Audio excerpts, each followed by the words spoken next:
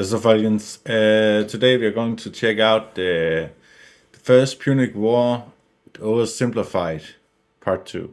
So, let's check it out.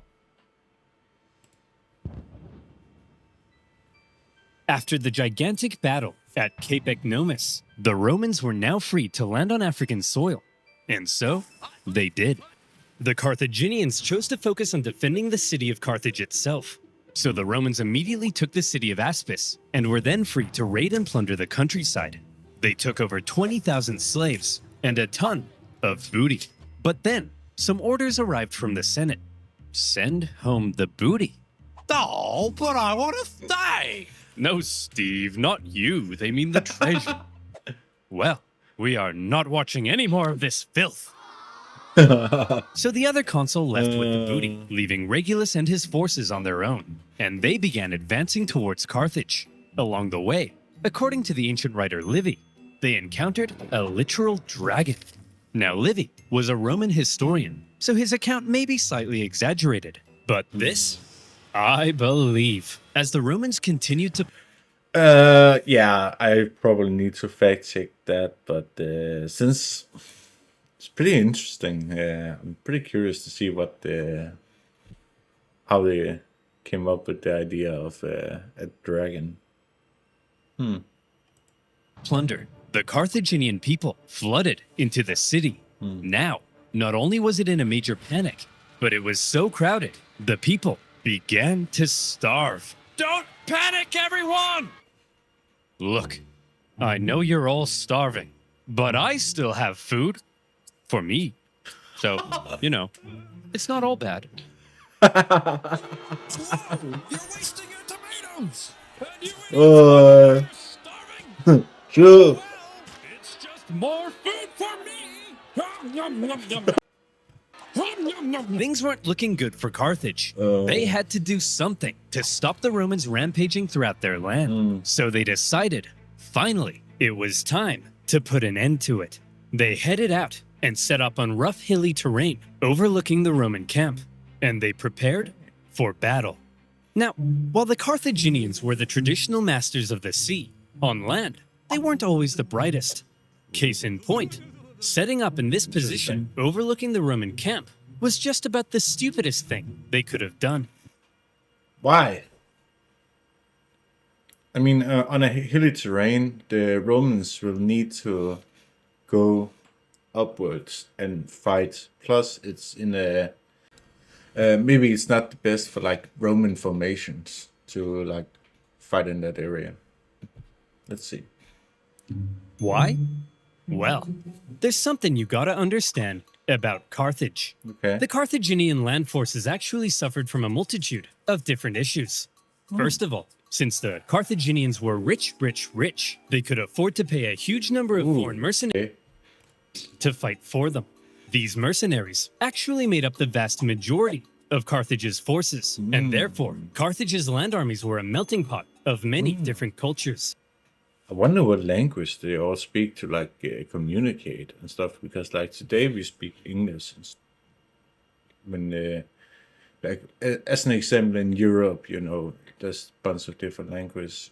We usually just speak English to each other. Maybe no, they wouldn't speak Latin. I don't know, maybe some Phoenician or something.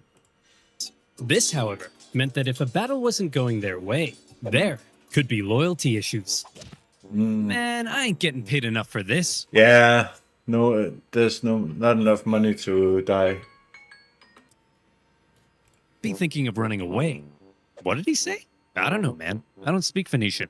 Let's get out of here. Clearly, there were also language issues. Okay. So they don't have a common language to speak to one another. That's rough. Like how do you communicate orders at all? Military generals tended to be Carthaginian, but they made a lot of strange decisions. For example, one of the most feared assets of the Carthaginian army were the war elephants. To a Roman soldier who had never even seen an elephant before, this was like fist fighting, a literal monster. Yet the Carthaginians continually kept placing the elephants in the rear, where they were no use. In a similar fashion, the neighboring region of Numidia provided Carthage with the most skilled cavalrymen in the world. Ooh, But the good to know that. Carthaginians often chose to fight on rough, uneven terrain, where horses and elephants were less effective. Okay, so that's the issue. They have some really, really good military. They have really, really good units, but they don't have any strategy whatsoever. And so, in this case, when the Carthaginians again How can an empire be that stupid? chose the rough terrain near the Roman camp, the Romans easily sent them packing. Yeah. Wow, Regulus, we're mere miles from Carthage. You sure are amazing. Yes, Steve, I know. Steve, what's the matter? We've almost won. I just wish I could be as great as you, Regulus. Steve, you're amazing. I mean, look at this thing. It's unbelievable. I know, but I mean, like, at war stuff. I'm such a noob. My tanks always get blown up. I can't Thanks. even fly an aircraft straight. Tanks? Aircraft? What are you talking about, Steve? Is this an I'm ad? talking about free-to-play online multiplayer combat game and this video's sponsor and sending the Carthaginians packing. Everything was looking up for Regulus. A Roman victory seemed like it was only a matter of time. But then, Regulus realized something. He had been consul for almost a year, and his term Ooh. was coming to an end. He knew that if his successor took over and he finished the job, then he would get the naked statues, not Regulus. And there was no way Regulus was going to allow that. So he jumped the gun. You there, Carthaginian boy, I want you to deliver a message to your elders. I, Marcus Attilius Regulus, demand the total and unconditional surrender of Carthage. Unconditional surrender? Jeez, at least lay siege and starve us all to death first. Just deliver the message, you punk. He demands your total surrender. What? Jeez, at least lay siege and starve us all to death first. Hey, that's what I said. Well, boys, this Roman thinks we're out. But we're not out, are we, boys? No. We'll do what we always do in times like this. Loose. Hire somebody else to solve our problems for us. Darren, bring in the Spartan. Ooh. I didn't know that Sparta and Rome existed at the same time. Regulus's overly harsh demands had had the unintended effect of reinvigorating Carthaginian resolve. They I've seen 300. brought in a mercenary from the famed land of Sparta named Xanthippus to help dig them out of this situation. And we all know what Spartans are like. Yeah. Xanthippus showed up and immediately took charge. He had a look around and said, "You idiots, put the elephants in front of the army so they can Bro. smash into the Romans. Yeah. Stop fighting on rough, uneven terrain. Find a big flat field so your superior cavalry can do their job. And what's this I hear about you giving a speech telling everyone they're gonna die? Hey, I was just telling the people the truth. You're a politician. Lie to the people." True. And so Xanthippus led out the newly reformed Carthage Yeah, you don't tell people the truth. army to meet Regulus in the Battle of the Bagradas River. The elephants, now in the front, smashed into the Roman lines, causing disarray. The cavalry, Yeah. with total freedom of movement, outflanked the Roman infantry. Thanks to this impressive Spartan, the battle was a total Carthaginian victory.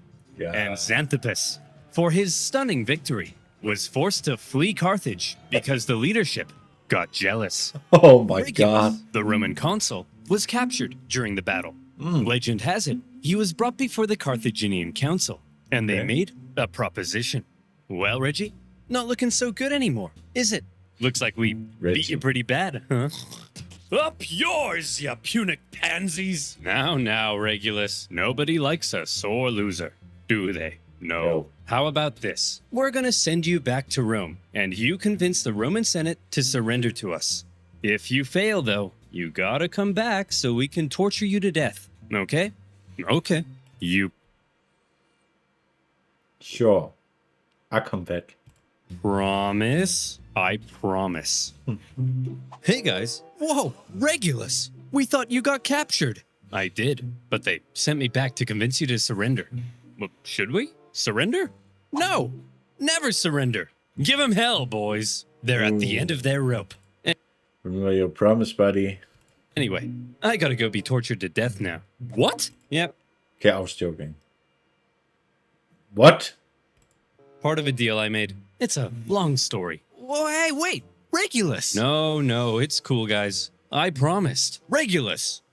This is ancient times. There's no way We he's massacre going entire back. populations. We Yeah. chop pets in half. Yeah. You can break a promise. No, Tim. You never break a promise. That's too far. And so, Regulus went back to Carthage and was What? tortured to death. And for keeping his promise, he was immortalized as the leading symbol of Roman virtue. Meanwhile, after their defeat in Africa, the remaining Roman survivors, still in Africa, were still in Africa, and they needed to be rescued. So the Romans sent their fleet to pick him up and bring him home. They successfully fended off a Carthaginian fleet, grabbed the survivors, and made their way to Sicily. A great success. But then, It's pretty wild to see like the difference in like Rome from the start to now, like how strong they have gotten at sea. They're really, really good at adapting. things took a turn for the worse. Sir? That cloud looks kind of angry. Fear not, coward. If we Romans can build a war fleet from scratch and defeat the Carthaginian Empire at their own game, why, then even Mother Nature herself will crumble before us. I laugh in the face of Mother Nature. Ha ha! Don't. See? Come on, guys. Laugh at Mother Nature with me. Ha ha! Wow. 284 ships, nearly 80% of the Roman fleet was destroyed. As many as 100,000 men drowned in a terrifying act of nature. Never before had Whoa. Rome lost so many men in a single incident. 100,000 casualties for any other nation would be crippling. Yeah. Any other nation would hastily sue for peace. Fact. Any other nation would spend decades trying to recover. True. But Rome was not just any other nation. Infamous for its unrelenting determination in the face of overwhelming odds, Rome said, well, I guess we'll just have to build another fleet. And they did. In just 3 months, they built 220 more ships. An astonishing feat. The Romans sent out their brand spanking new war 3 fleet, months? and they got caught in another storm. Oh. This time, a whole nother fleet was lost. And still, the Romans did not give up. The Carthaginians couldn't believe it. Yeah. Their enemy had just lost hundreds of thousands of men, had 2 fleets almost entirely destroyed, and they still wouldn't surrender. As one Jesus. Roman poet put it, the victor is not victorious if the vanquished does not consider himself so. In typical Roman fashion, after a short break, they were once again building another fleet. However, for now, after all the disasters at sea, the focus began shifting back to the land campaign in Sicily. The Carthaginians, overconfident from recent successes, attempted to retake Panormus, but the Romans countered the terrifying war elephants by throwing stuff at them and scaring them away.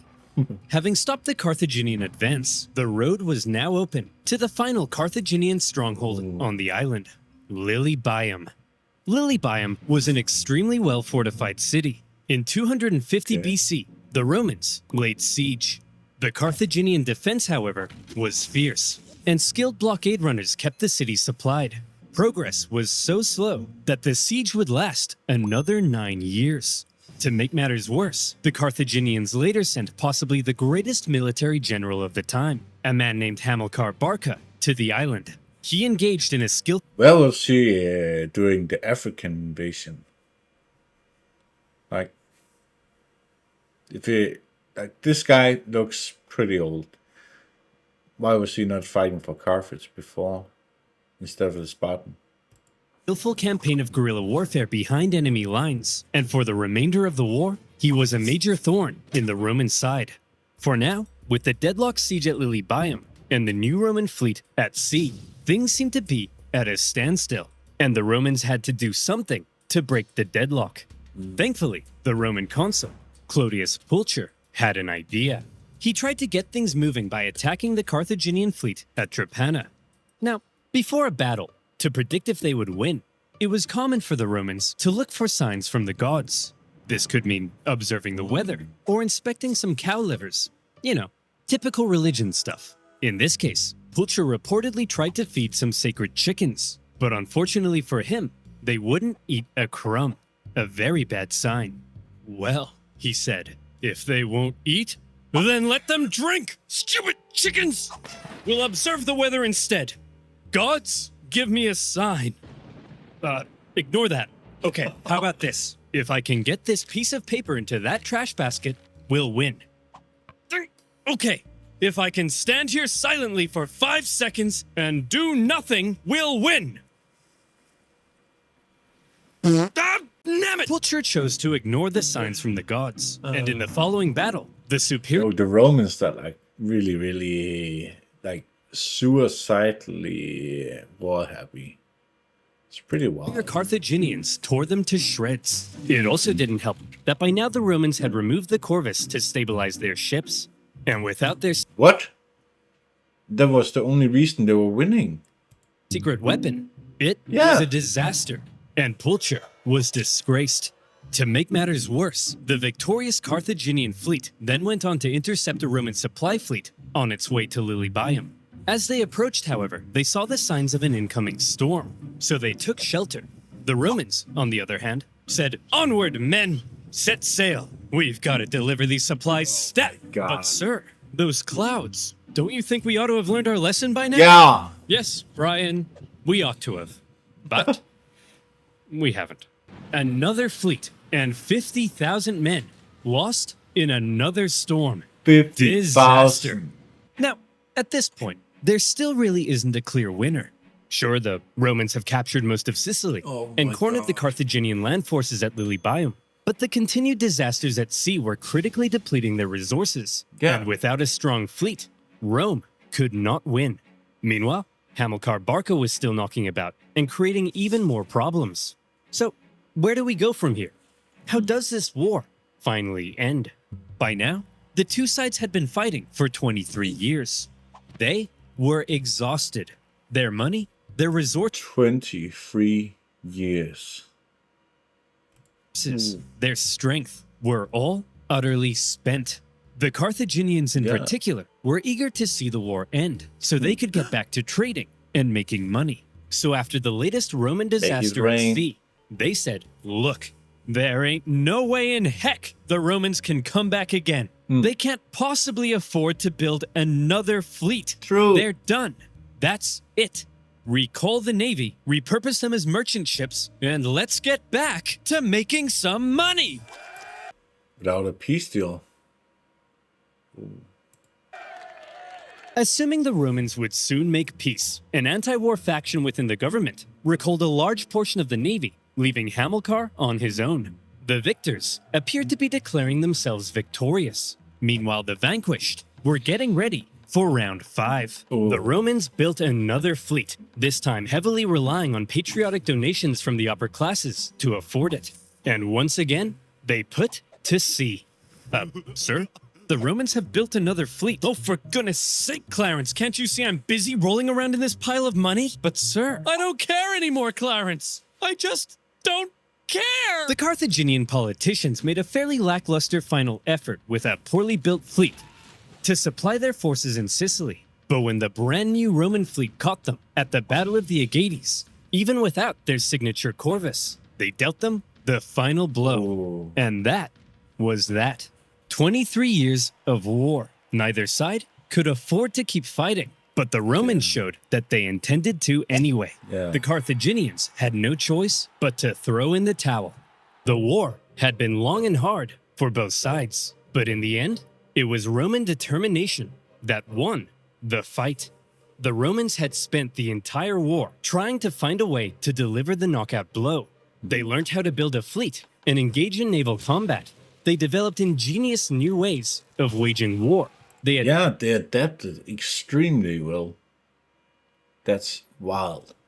attempted an invasion of the Carthaginian heartland, Yeah. and whenever disaster struck them, they always came back again and again. The Carthaginians, on the other hand, spent the entire war watching whatever Rome did and then figuring out how to respond. They were much more passive, and so it's no wonder then that when both sides were close to collapse, Rome was the one who figured out how to go that little bit. Yeah, but if the Carthaginians had not been so stupid and decided to kind of just decided there was peace without actually a peace deal, and maybe they actually would have won, because like Rome lost so many men, like 30,000, 100,000. I think it was 100 or was it 50,000, and then 50,000 again. Like they lost a lot of men. Further, in 241 BC, Plus the people they lost to the Spartan. the Carthaginian politicians sent word to Hamilcar Barca that he was on his own and could choose to make peace with the Romans if he wished. Hamilcar was stunned.